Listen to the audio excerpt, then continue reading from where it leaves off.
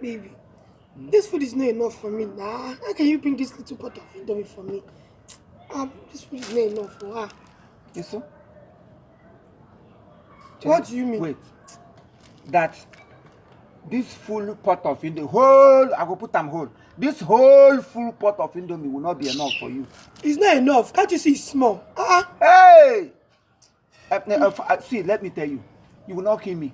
That I married you even without looking back, just to consider you.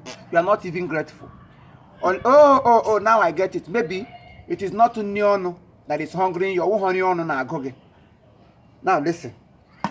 If it is the other one that is hungering you, if it is the other food I'm talking about that is hungering you, I am sorry, I have nothing that can satisfy you.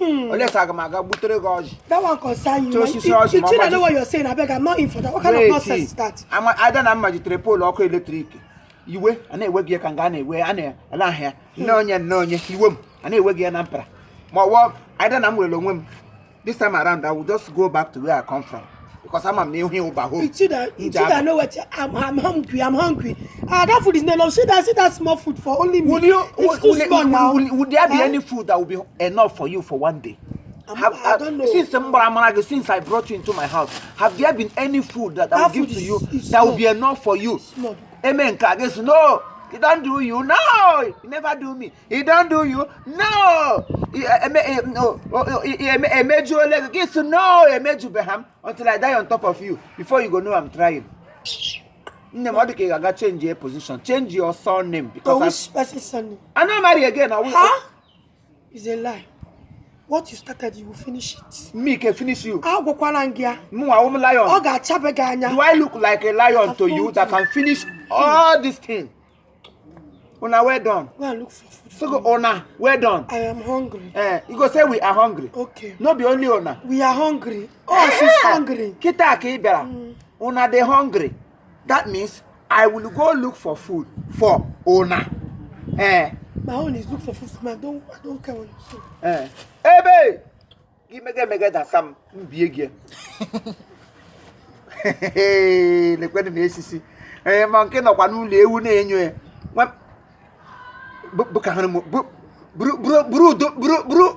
Udo ya no pupo me na hu na Chineke akwo. I'm hungry. My own is I'm hungry. I want to eat.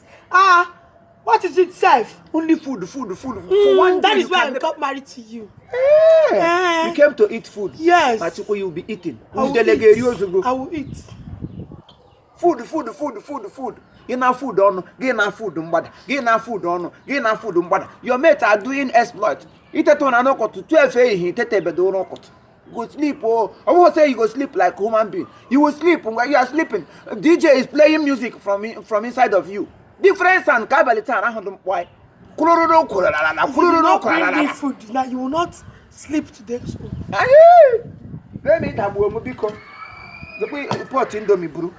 You get your team. Yeah, when you put Frank Eji Akozano.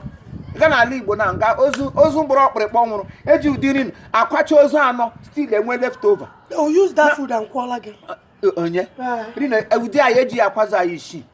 Would you Unyako to Anyaka, Giluya, Giluya, then Nazo, Relanso, it will matter. Occupy ala my back. That Brun Dominic Gaga, Makatu gave you Tala, Alagario. Nonsense. About the name with the grade. You don't imagine that somebody like me, what put my beauty conscience. Imo. I am hungry. I'm gonna go boom.